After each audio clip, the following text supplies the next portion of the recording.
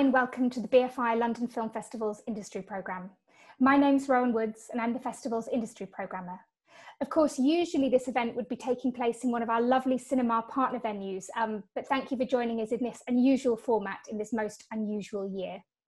This is the first of our Spotlight conversations in this year's Industry Programme.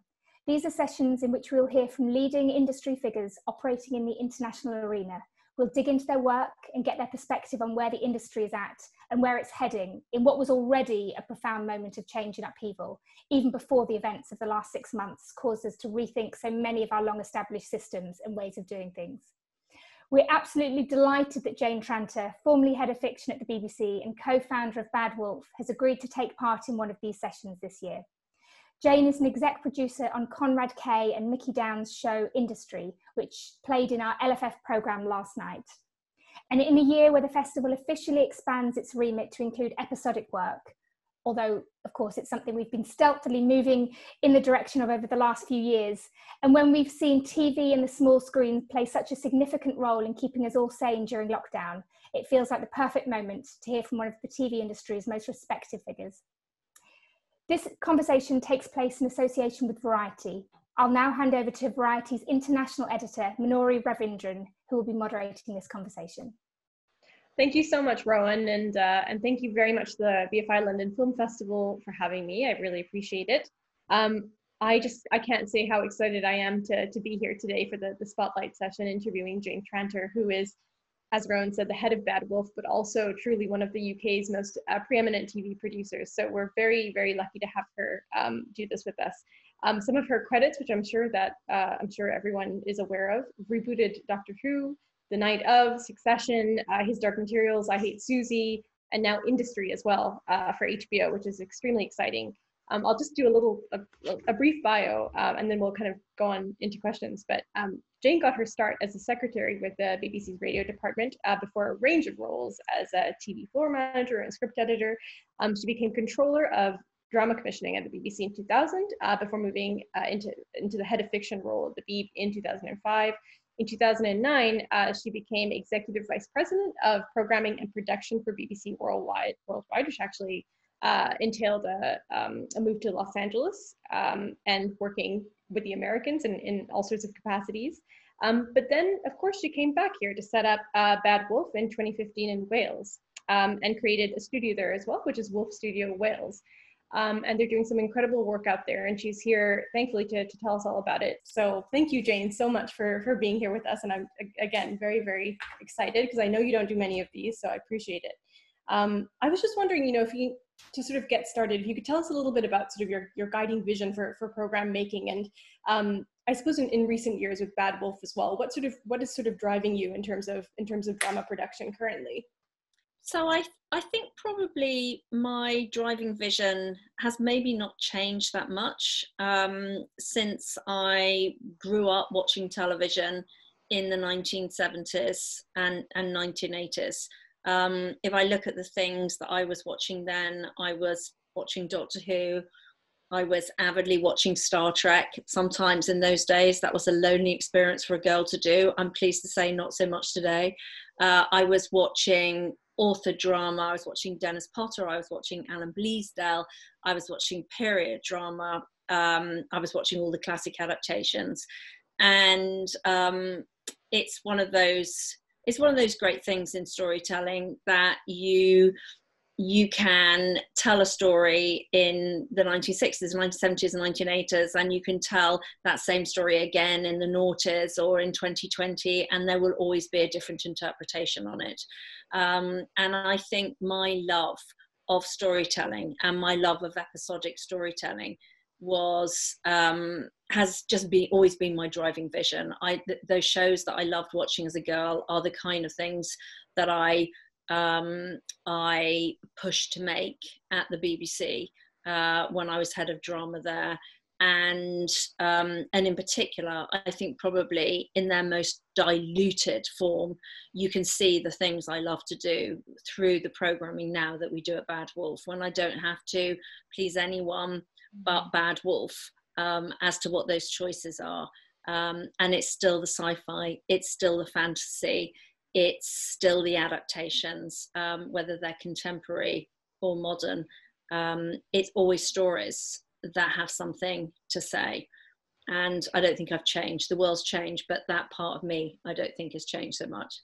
Of course, of course. And we will definitely get into your slate, because I think it truly is one of the most, and increasingly one of the most diversified sort of slates around in terms of drama. It's really interesting to see how you guys have sort of evolved Bad Wolf. But I kind of wanted to take, just to sort of go back a little bit to, you spent at least 15 years, I believe, at the BBC in quite a range of positions, obviously. I was wondering where you think the BBC has sort of landed today, because it's obviously there's so much discussion as we move forward in this new chapter. Your former boss, I believe, Mark Thompson, said today that the PSBs are hurtling towards a post-broadcast world where they're left behind with older audiences while younger demos tune into streamers. What do you make of that in terms of that dialogue that we're seeing increasingly in terms of BBC versus the world versus Netflix and Amazon? Well, I think that part of the BBC's great strength is that it has always had a sort of really interesting duality to it.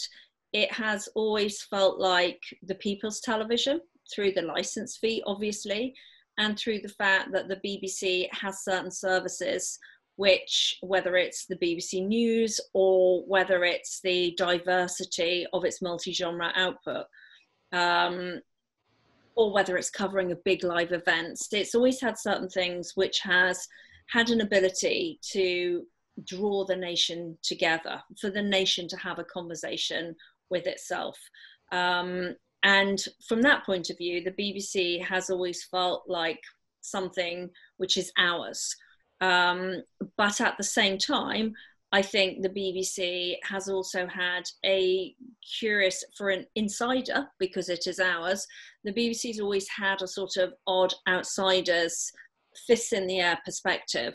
And because it is dependent on the license fee and whatever sales it can generate itself, rather than through advertising or through subscription, it's had this sort of odd relationship, feeling like, well, it's the kid that gets the allowance, it's the television station that gets the license fee, versus it's an underdog, it can't generate so much income for itself, and it's kind of like struggling to keep up a bit. And I've always believed that it's that sort of dichotomy that has kept it honest. I think it's the dichotomy that's kept it ambitious for its audience, but without super serving financial gain or worrying about profit and loss. And I think that's done the BBC very well over the decades. I cannot tell you how many times I have had in conversation chat about the BBC. Is it all falling apart? Whither the way? Is it a good thing or is it a bad thing? And it is part of the nature of the BBC that we all pick over it and inspect it.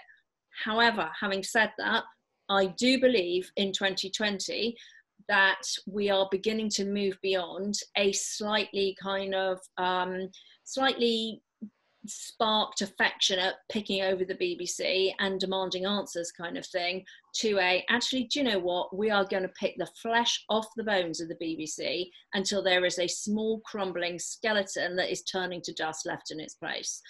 And whilst I am not going to be one of those who starts pronouncing its death knell, I am going to be one of those who fiercely advocates that the BBC has got a central place in our culture and our arts community in 2020.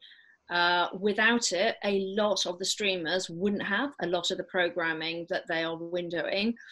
And that is because the BBC continues to take risks and it continues to make a different type of programming. And I would just really encourage us all to think about what the BBC provides us, rather than kicking it in the shin the whole time. Sure. And you're in quite a unique position, obviously, because having come from the BBC Worldwide sort of route, you obviously know our new Director General, Tim Davie, probably better than a number of people. What do you think of sort of the BBC under his leadership and sort of that bringing that commercial background to that role?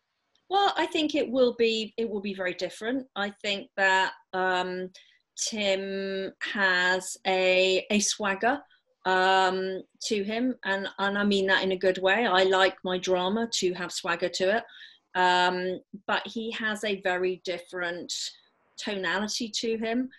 He has come from business, and more than that, he has come from a commercial business. He came from Pepsi Cola. I mean, this was a long time ago now. Everyone says, oh, Tim Davie, the man who came from Pepsi Cola, but actually he's been in the BBC for about 15 years, I think. But he does come, you know, the soul of him comes from a slightly different place. But I think he understands the public service. I think he will fight for the public service. But at the same time, I think he'll definitely be strict with it. I think he will expect it to pay its way as far as it can, alongside of the license fee. I think he'll be very ambitious for it. Yeah. Okay. I mean, from what I can tell as well, you've been quite loyal to the broadcasters too, in terms of BBC and particularly HBO as well. From what I gather, you've yet to sort of make a big play in the streaming world. Can you talk a little bit about that? And has that been sort of by design, or how has that worked? Definitely hasn't been by design. I think, I mean, you will understand that His Dark Materials is a really, really big show to make. It's like a kind of like an enormous piece of blotting paper that just sort of soaks up everything.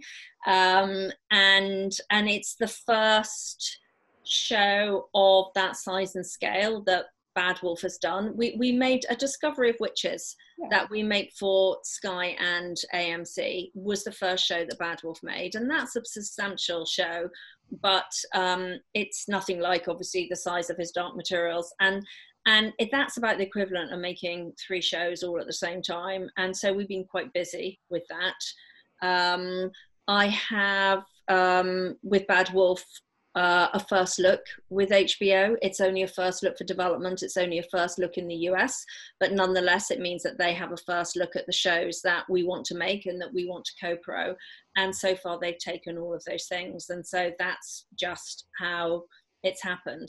But it is true. I've grown up with HBO on both sides of the Atlantic when I was in my old job at the BBC, and obviously I made a lot of shows for them. I made Hold It, Getting On, and The Night Of for them in LA, and have known them all for a long time. And with the BBC, I was lucky enough that they wanted to make His Dark Materials with us. And then I was lucky enough that Industry, which actually we made for HBO, but that the BBC then said, okay, we'd like to be part of that too. So it's just been synchronicity really, and timing rather than design. I mean, I'd love to make a big show.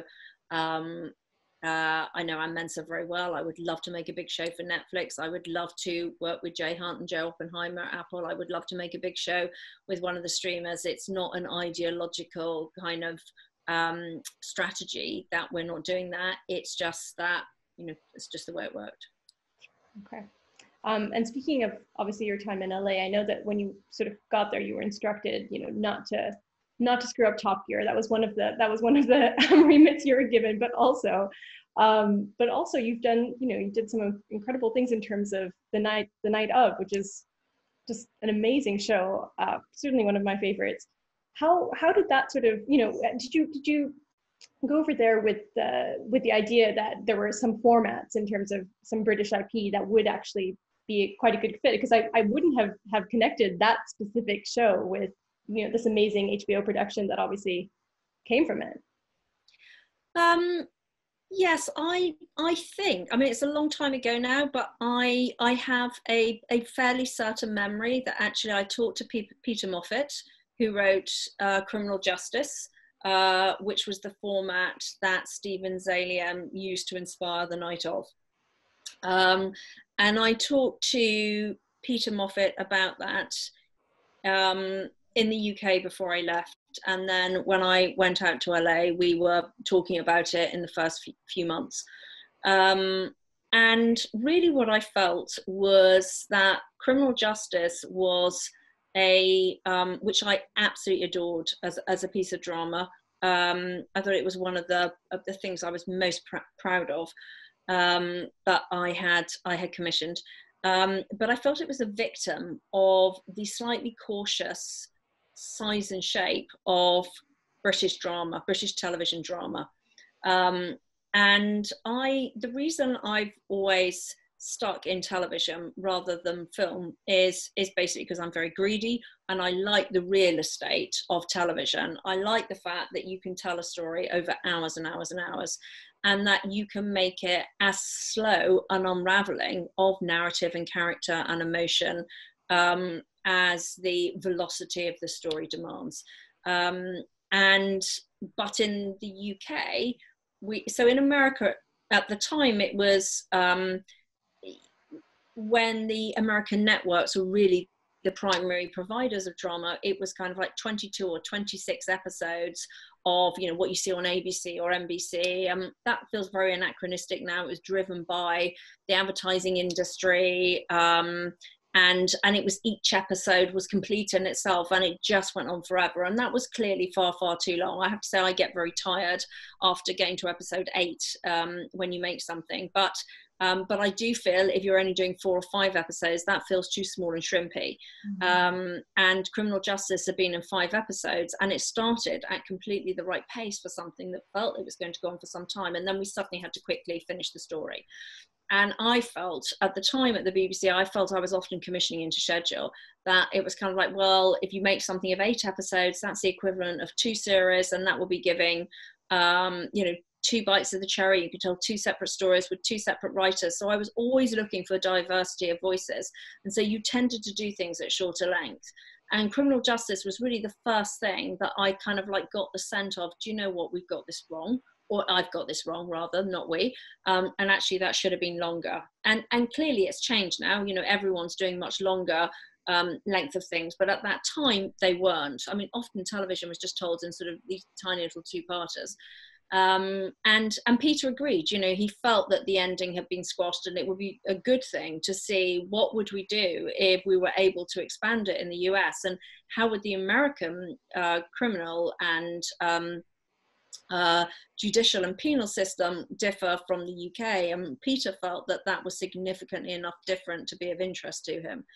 And I approached Steven Zalian, who obviously is a god in Hollywood, but just the nicest and most grounded of men. He is offered everything and does very little. But he sat and he watched Criminal Justice with his lovely wife, Elizabeth, and they sat and watched it, and it really sort of struck a chord with them. And Stephen said, yes, I'll make it. And the rest is a very long 8-year history. It took 2 Obama presidencies to make The Night Of. Literally, we started like months after Obama was inaugurated, and by the time we finished, he was gone.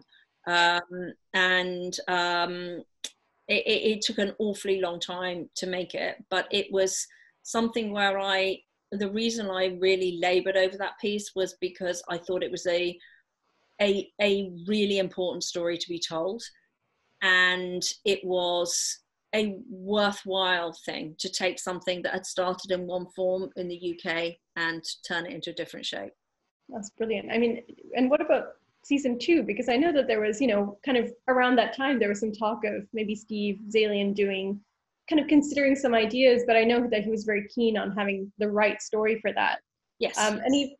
Is it still sort of in the air, or? It's always in the air. I mean, nobody forgets John Stone in a hurry. You know, John Turturro, that was a bravura performance. And you know, Steve's view, and Richard Price, who wrote some of The Night Of with Steve, you know, they always feel that when they will eventually catch the right story for John Stone. You know, he's waiting there for the day to come.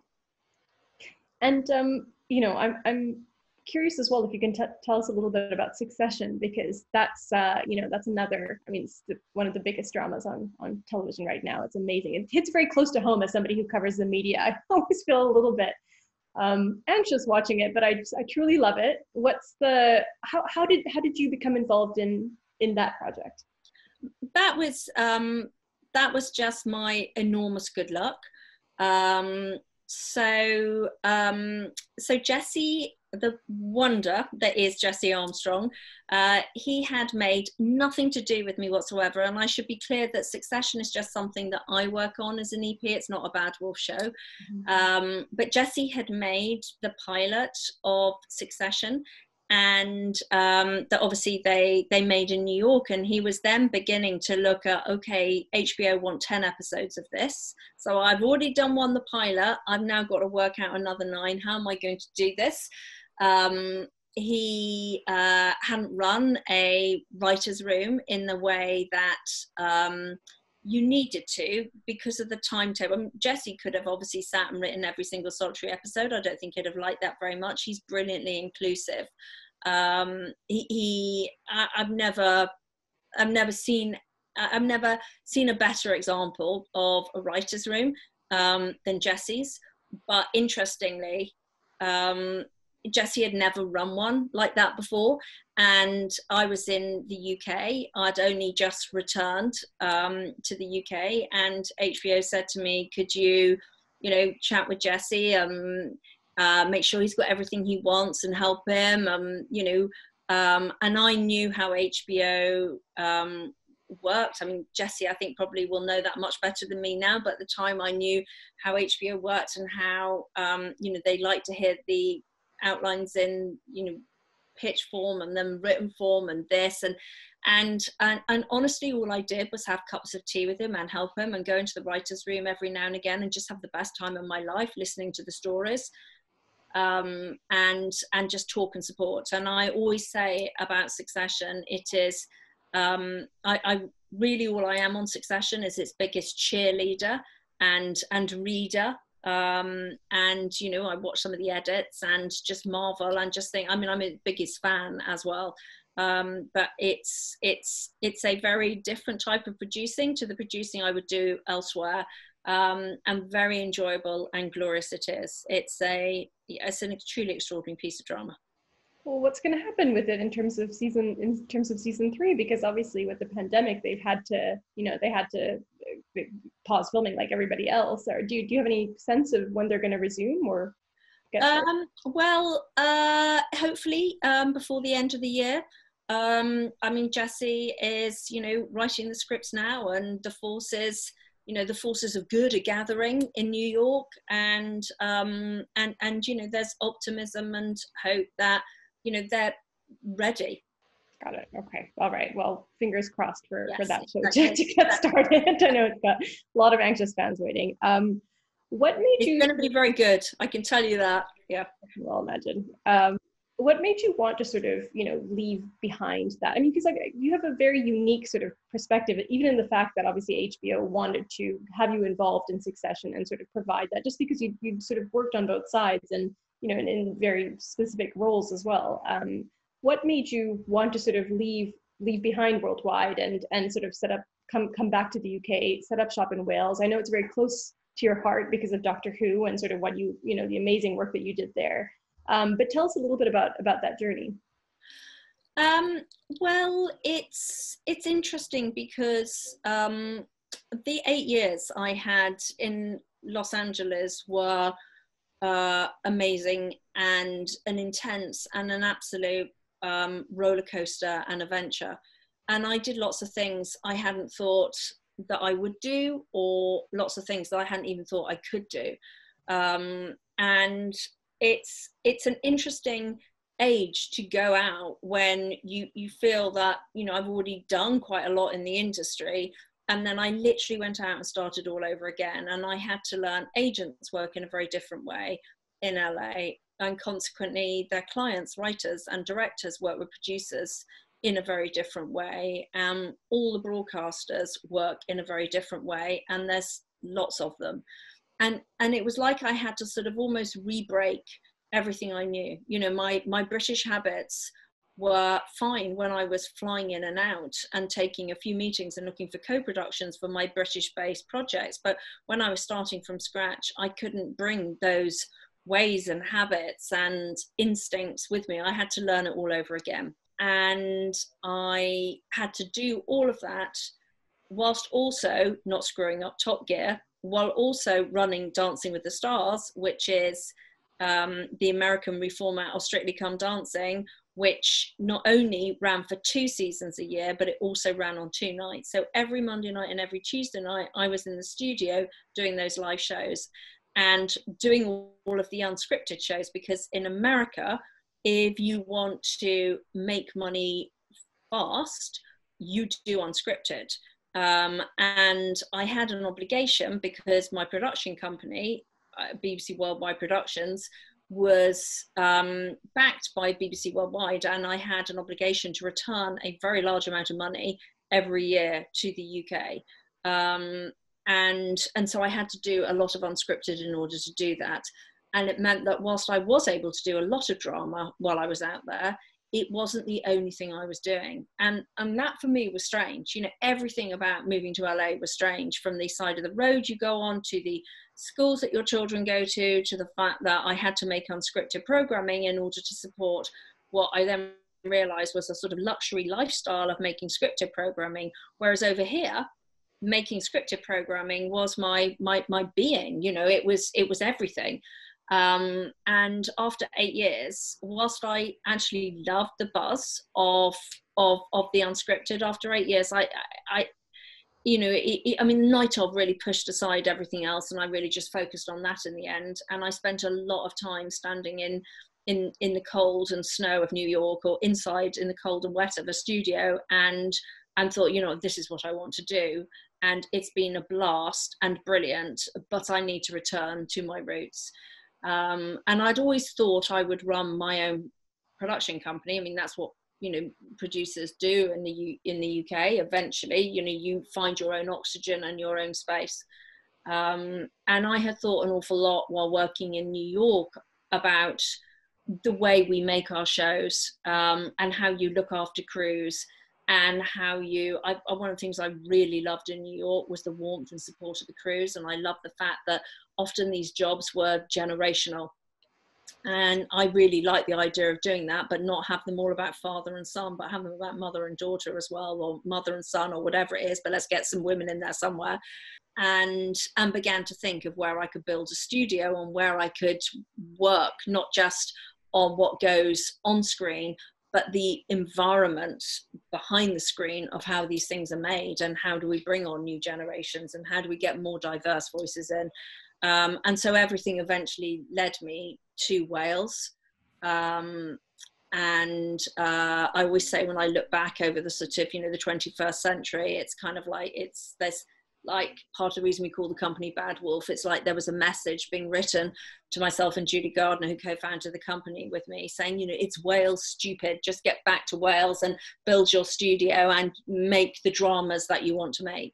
And so it's brilliant. You know, I feel I literally kind of sailed the world in the 7 seas and made all these things and had all these phenomenal jobs. But eventually, you know, my destiny was to get to Heathrow, turn left, and go and work in a large warehouse in Wales, focus down completely, tune out all the white noise of the business, and just focus down on making these shows, put a classroom in the studio, encourage new talents, and just get real. Do you feel that there is enough infrastructure to support Bad Wolf in Wales as well? I mean, there's been a big push, obviously, by the broadcasters, BBC, Channel 4, for the nations and regions. Has that sort of push brought you guys up as well in terms of having the resources that you need? Or do you feel as though, I mean, I imagine when you started, you're probably starting from scratch a little bit, but what is it like now? When we started in 2005, when Julie Gardner and Russell T Davies went to Cardiff to make Doctor Who, I think it felt like we were starting from scratch then. Although actually what they did is they put their hand out and they found these amazing people working there. So it wasn't quite from scratch. But some of the people, there is, for example, a production designer called James North, who I worked with both on A Discovery of Witches, and he also worked with Joel Collins, our production designer, on the first season of his Dark Materials. In 2005, when we were making Doctor Who, he came in on a sort of college placement for 2 to 3 weeks and kind of stayed and just worked his way up. So it was really 2005 was when it started. And when I was in LA, Julie and I made Da Vinci's Demons, a historical fantasy about Leonardo da Vinci, for Stars. And it was obvious when we went there that actually that was a relatively, chunky budget show. And we ended up doing things like making Machu Picchu in Swansea. And it was clear that there was the talent to support a big production there.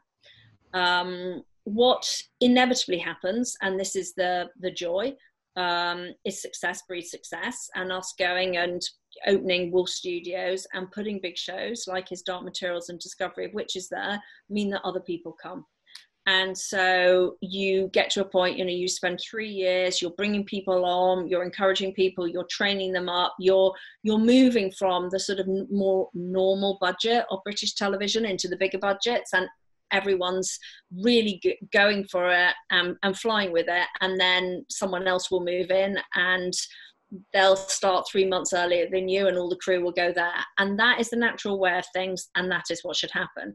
So I always felt that our job, and I knew that that would happen if we went there, and part of our remit when we opened Wolf Studios was to have a studio where we could look at providing people in the community with some form of employment for the majority of the year. And where we could bring people, in a starting role and work with them and promote them up through the ranks. And so we have worked with Screen Alliance Wales, which is an organisation that Bad Wolf funds that really looks to promote Welsh talent. And we've worked with them for apprenticeships and looking for new people that we haven't worked with before, and internships. We also have a classroom. We built a classroom in Bad Wolf, and we have in Wolf Studios, and we have school children from age 9 onwards. You can come in and they can learn about film production. They can see how it's made. They can see the breadth of jobs on offer. And I kind of think, well, actually, time passes very quickly in our industry, and a child who comes into the classroom age 9, 10 years later could be working the camera, driving the trucks in front of the camera, doing the costumes, doing the catering, whatever. And so we've worked at Bad Wolf, we work really, really hard to kind of develop the ecology and constantly bring new people in. That is very different from the way it normally works in the nation, and quite often works in the nation's regions, where someone helicopters in and helicopters out. When they helicopter in, it's wonderful and everything's full, and the pubs and the hotels and the restaurants and the everything, dry cleaners, everything's kind of like full, and then they leave and it's kind of empty and the lights are off. And we just felt that we need to keep it full and keep the lights on the whole time. And that's a really joyous part of the job, that it's, as well as making these and working on this incredible material, you can also do that. And has enough built around you as well, where you're not just the only, Yes. But it will take a lot, and it takes more than one production company. It also takes a private public partnership. We have worked with the Welsh Government on it. I hope we would work with the Welsh Government again on it. I would, it was not dissimilar to what, way back in the day. I talked with HBO about when they set up Game of Thrones in Northern Ireland and Southern Ireland. When you have a private public, partnership in certain areas, there are amazing things that you could do. And we did it in Wales. I'm sure there are many other places in the UK that, could benefit from that. I wanted to sort of move on a little bit to COVID as well, and sort of the impact that, this period has had, because I feel as though, I remember in November, you had sort of said that you were looking towards green shoots for 2020. And obviously 2020 has just been a total, write-off for so many people. But I know obviously for you guys with his Dark Materials season 2, it impacted you acutely, obviously, with James McAvoy and sort of that episode. Can you tell us a little bit about what happened there? So we were unbelievably lucky in the main with our shows. I Hate Suzie have finished filming, Industry have finished filming, and A Discovery of Witches have finished filming. And so the only show that we had that still had some filming to do was his Dark Materials, where we were doing a standalone episode with James McAvoy playing Lord Asriel. And in Philip Pullman's novel, The Subtle Knife, Asriel's not a dramatized character. He's spoken about a lot. He's a really big presence. He's not actually dramatized. And what we did is we spoke to Philip about, well, what would Asriel have been doing during the timeline of Lyra and Will, and what everyone was, else was doing in Chittagazze. What would Asriel have been doing? Jack Thorne wrote an episode where we kind of like just dialed back time from where we got to. It was originally going to be episode 4. And we just went back to kind of like the beginning after Asriel had blown a hole in the anomaly at the end of season 1. And we looked at what he would have been doing. And we were shooting that as a standalone, and it contained quite a lot of information about there were lots of other threads all over the season that were kind of like pulled up in this one episode. Anyway, James arrived like he always does, like a hot knife through butter, like a comet blazing through the sky. And Asriel was back, he'd shaved his head for his Cyrano de Bergerac, and, his wig was on. It's kind of like, he was there, he was, it was all going for it. And we got closed down. Someone coughed and we got closed down. And it was right at the start. It was on Monday, March the 16th. And I think it was the Wednesday or the Thursday of that week that everyone went into total lockdown. So we might have got 3 more days in the can at best. It was just no way that was going to happen. And so with James's blessing, we then worked with the 7 episodes that we had shot, we then we re-edited, we moved things around, we repurposed it so that we could then have a complete arc of 7 episodes with this one lost. One day we might make that missing episode, but the important thing that HBO and the BBC we really wanted was to get his Dark Materials to viewers at the time they were promised they would have it, which is 12 months after they saw season 1. And it is literally like, it's like the piece is almost like untimely ripped from you. To turn a show as big as HDM around in 12 months is a massive achievement, but we were kind of like, we were on it and we were at it, and we just did it remotely, day after day after day after day. During lockdown, we would all be speaking to each other like you're speaking to each other. We'd have visual effects, and it was just everyone just really pulled together and are making it happen. So it will show exactly when it was promised to show, but with a missing episode, which maybe we'll have another day. That is amazing. I mean, like, when and what is the air date? Do we know yet for season 2? I can't remember if that's actually been announced, but so I don't know if I can tell you that or not actually. But anyway, it will all air before Christmas. So yeah. I could totally see that episode as well being some sort of special at some point, yes. like an Easter special work. Yes. Yeah, yes. But I mean, I guess, so you guys presumably obviously had coverage and whatnot, but I know insurance is a huge issue right now for the production community and sort of getting back. I mean, clearly you guys are so fortunate in being able to have that show in the can. But for all of those projects that were sort of really just getting started and hugely disrupted, the insurance scheme there are a lot of hopes that are pegged to that. I think it's gone live now, but it's not kind of secured EU approval, and given everything that's happening with the government, and I mean, there's questions as to when that's going to go through. What do you think the impact will be in terms of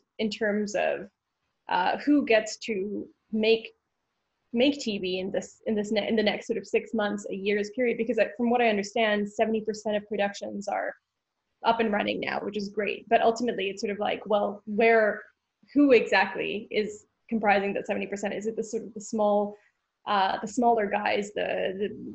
How does it impact the diversity of voices, obviously, in the landscape? Are these concerns that you share as well, perhaps? Yes, I mean, I think that is. I think the point about diversity of voices is exactly the thing that is going to suffer. So I know we are currently filming season 3. Actually, we're not filming it as of today. We are stepped down for today while everyone is tested, because we had a positive test yesterday. And that is the new way of life. You're kind of like, you're stopping and you're starting. And in order to, in the normal way of filming, when you stop filming for a day, it's an absolute bloody disaster. You know, everyone goes into a kind of, oh my God, we've lost a day's filming. What are we going to do? We'll have to ask everyone to film on Saturday. We'll have to do 16 hours. How are we going to get the money? We'll have to move it from, you know, design is where everyone always moves the money from.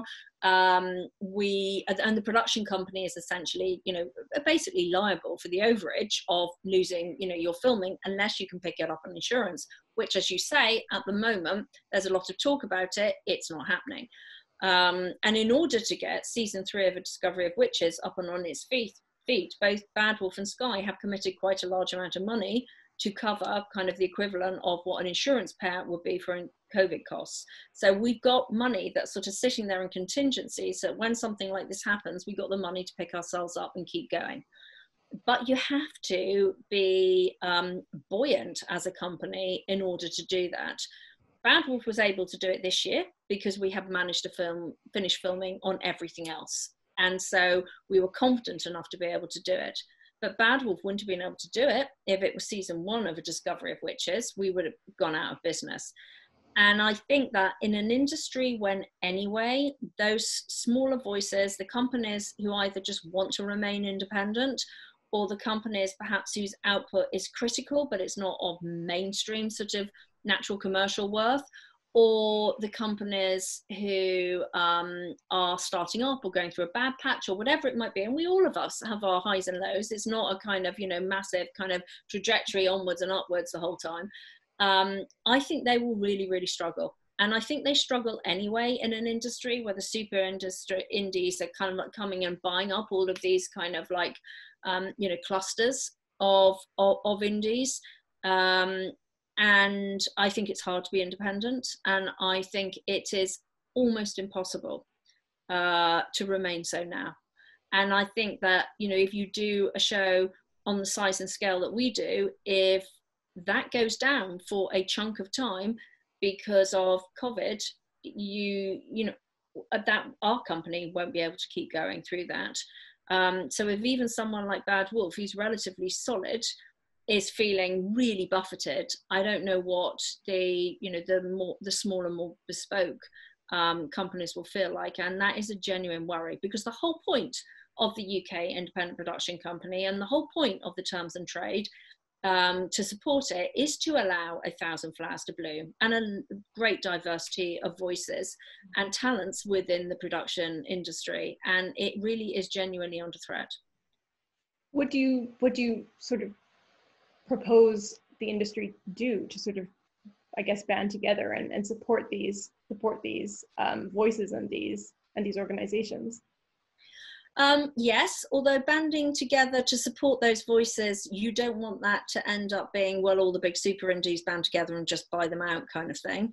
I think really what we need to do is continue to pressurize the government to do what they said they were going to do, not just say it and not do anything about it. Absolutely. I mean, they've from what I gather, the application is open in their process, or in terms of the scheme, but it's just unfortunately it's on an Excel spreadsheet and they can't get through the vast number of requests quickly enough. So they're having trouble processing the tracking and testing of the number of insurance claims from the independent production companies. But yes, we will travel optimistically and hopefully. And I think that, as you say, you know, the green shoots of production are coming through again. I think there is a sense, I mean, certainly when we filmed Discovery of Witches, there's a sense of, look, production's changed. It's not going to look the same anymore. As an executive producer, you know, my absence rather than my presence on set is preferred. You know, you really work, you know, you're not trolling around the set the whole time because they want as few people as possible there.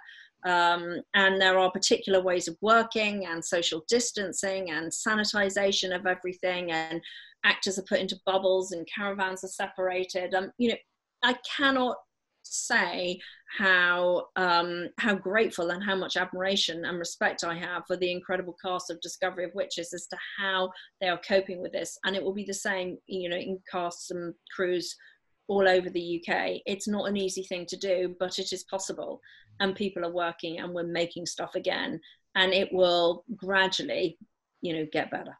Get better. What about the co-production sort of scene, though, in terms of, you know, just with the immense travel restrictions constantly changing? I mean, something that's on a safe list is taken off at the, you know, turn of a dime, basically. How is that going to affect some of those, you know, more international co-productions that obviously is the bread and butter for so many production companies here that obviously cannot get full funding from the broadcasters, need to look outside? What's going to happen to those programs and those producers? Well, I think there are two things to look at there. One is just the basic pragmatics of filming. And you don't really want to be doing a lot of foreign filming at this moment in time, because, as you say, everything kind of shifts and changes. And really you're kind of, I mean, so with Discovery of Witches, for example, which is a very international show, at East Coast of America, New Orleans, Venice, France, all over the place. We are doing as much as we can in Wales. Through the magic of design, we're very fortunate to have a studio where we can kind of like build all sorts of sets in. We'll be doing it through visual effects, and we'll be seeing where we are at the very end of filming and where the world is, and saying, okay, can we dash out and get this? Can we dash out and get that? But it does mean that we've had to sort of look again at what we're doing. Instead of adapting the book in 8 episodes, we're adapting it in 7 episodes. It's a more cautious, rather than that kind of like, you know, sort of batshit crazy, mad as cheese kind of like go to kind of, you know, contemporary fancy of Discovery of Witches we've been doing. We're much more cautious about it. And that's like bracketed feel. I wouldn't be at all surprised if a lot of the programming that comes out in 2021 that's been made in this period of time just feels a little more cautious than it did, or is digging down very heavily into studio type locations. Because even in the UK, just getting to film in someone's office or home or shop is not, you know, what it was. Who wants a great big film crew coming when you're just trying to keep yourself isolated? Yeah. So there's the actual pragmatics of it, and that is obviously being affected. I think as far as the co-production deals are concerned, I think that is very much open for business. I think the UK has got back on its feet, and filming wise slightly more quickly than the US has. I think that because everything has stopped down, a lot of the broadcasters and the streamers, and there are a lot of them, are looking for a lot of content. And so I think there is a lot of opportunity for getting co-production partners in, where some of the US-based broadcasters are thinking, okay, I'll take that from the UK, I'll take that from the UK. But it just, there's no getting on a plane and going out and pitching to anyone, because even if you do get on a plane, they're all at home, working from home. So it's a lot of Zoom calls. Got it. All right. Do you feel as well in terms of, I mean, it's quite interesting. Alongside this pandemic and everything that's happened in the last 6 months, we've also seen a huge paradigm shift in terms of representation and inclusion in this industry, and how, you know, and how people are going about taking these issues after a long time very seriously, or at least they say that they're going to take it seriously. Obviously for you guys, it seems as though, and I've seen a lot of your programs, it seems as though these are considerations that have been just truly ingrained in what it is you've tried to do in terms of, and this is, you know, representation in many ways. It's race and ethnicity, it's gender, it's disability as well. Can you speak a little bit to your decision making around that process, and why it does seem for this company to be a little bit more seamless than it probably is now for a lot of others? Well, I think it's two things. I think the first thing, if we go back to the original question you asked me about the sort of driving force of Bad Wolf and choice of programming, I love drama which is entertaining, and I love drama in, you know, the most entertaining of genres. We talked about sci-fi and fantasy. But I don't believe that drama can be good drama unless it's got something to say. And for me, I am like a sort of broken record on this, but for me, every story that we choose for Bad Wolf to make in some form or another, and every story I'm drawn to, is in some form or another has got a message of acceptance at the heart of it, and an acceptance of who we are, whatever your gender, whatever your race, whatever your physical or mental diversity, or typicality, acceptance of each other is just something I'm naturally drawn to in every story we do. And so that will automatically kind of pull in a certain type of story, which will perhaps automatically then bring with it, as you know, a casting on a slightly broader form. But then, having said that, there's just the bit of being a producer, and you are looking so if you take that as, okay, I want stories that are going to be inclusive of all and everyone and tell all of our stories in different ways, then when you go to cast it, you don't want the same old, no matter how brilliant the same old are. And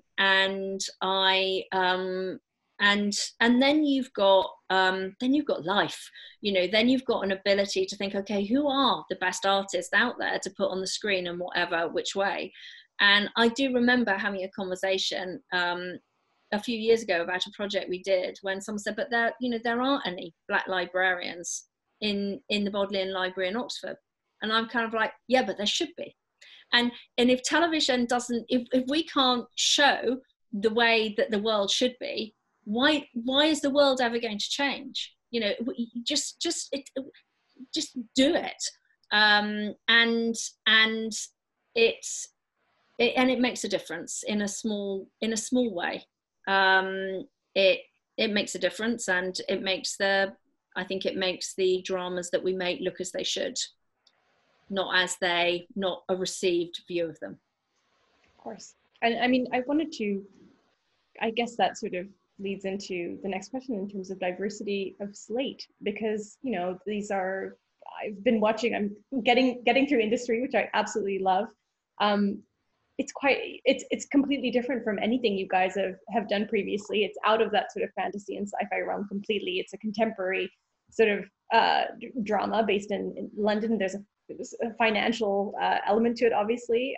Lena Dunham is involved.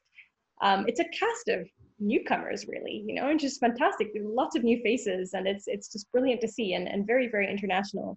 Tell us a little bit about kind of getting Lena Dunham involved in, obviously there's a history there with girls, but also getting her here to Wales, where was she here during the pandemic too? Like, I mean, or had she gone back at that point? I don't know. Well, we would all sort of, you know, completely stood down on industry by the pandemic. We were sort of way beyond the pilot episode that Lena worked on. So industry was like the night of. Industry was that was quite a long one in the gestation. So that I had read when I was in LA. I had read in the news about the death of an intern working for an American bank in London. And I was particularly taken by the story because he had died in a shower tragically died in the shower in a street that I used to travel down a lot when I lived in the east of London. And it just made you start to think about, you know, what goes on behind closed doors, and how could it be? I think he wasn't British. I think he had come here on the hope of, you know, having this incredible internship, and, you know, something had gone wrong. And they just the grain of imagining that story, and just remembering how difficult it is when you start in a new job, and everyone talks about, you know, the identity crisis of, you know, teen years, or childbearing years, or middle-age years, or empty nester years or whatever it is. But I'm absolutely convinced that it's the 20s that are the real banana skin of all, because it's when you feel you should be someone and you should be something and you're not quite where you want to be. Of course you're not, because you're in your 20s.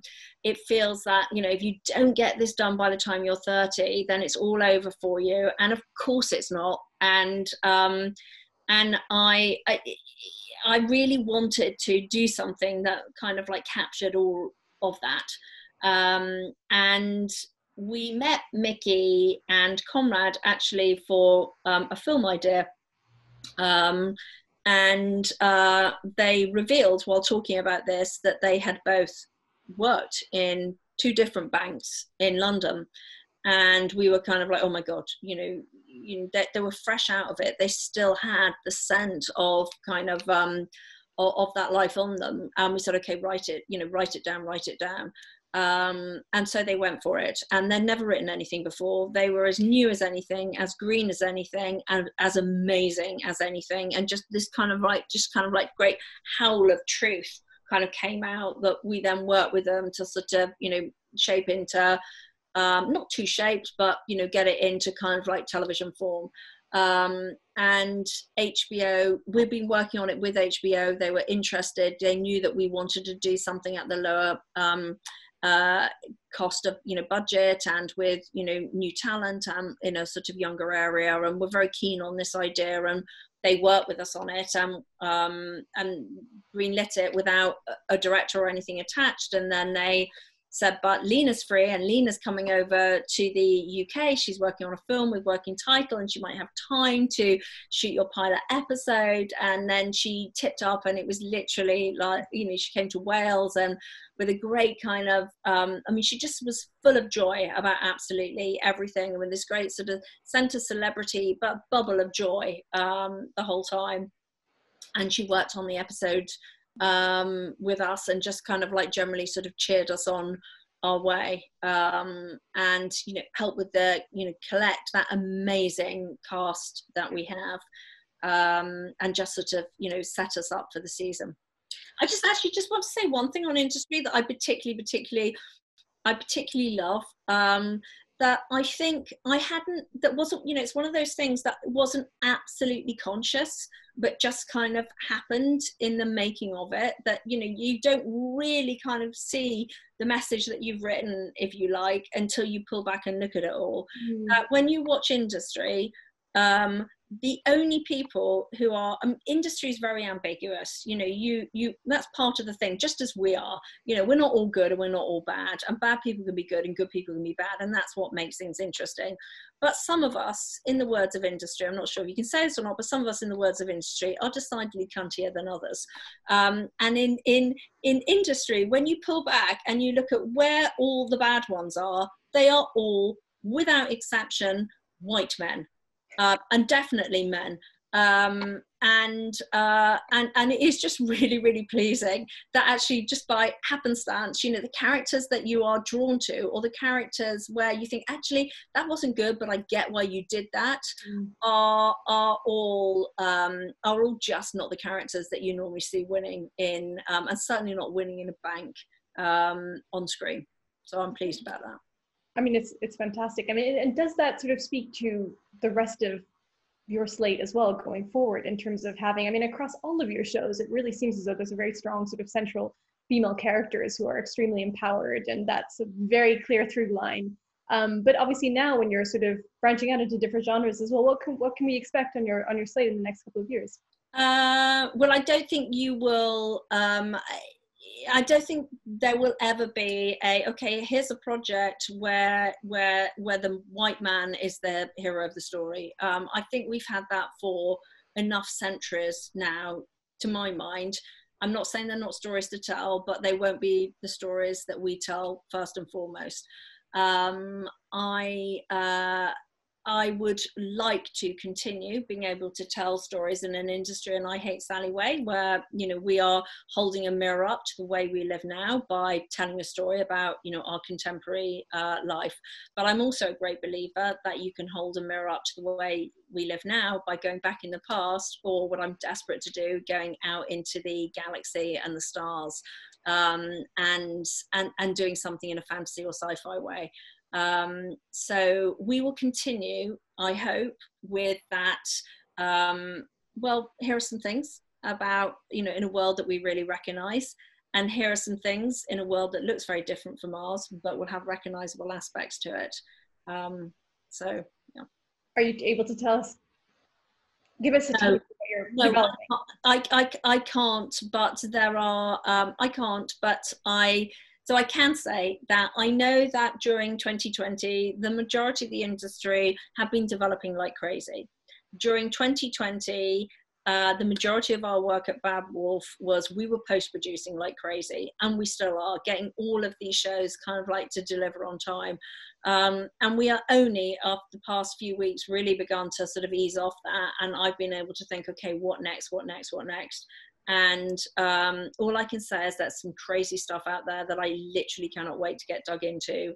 And I've set everyone at Bad Wolf, I said, okay, if we thought that His Dark Materials was a big beast of a show to wrestle to the ground, the next one is going to be bigger and hairier and more difficult. And that's the one that we should be doing. I cannot wait to see what that looks like, what transpires. And if there's anyone that could really pull it off, it would definitely be you, Jane. So thank you so much. Thank you very much for your time with us. I think we'll call it there, but thank you very much to the BFI London Film Festival as well for hosting this discussion and for having me. And yeah, best of luck. Can't wait to see the next projects. Thank you. Thank you very much. Good chat.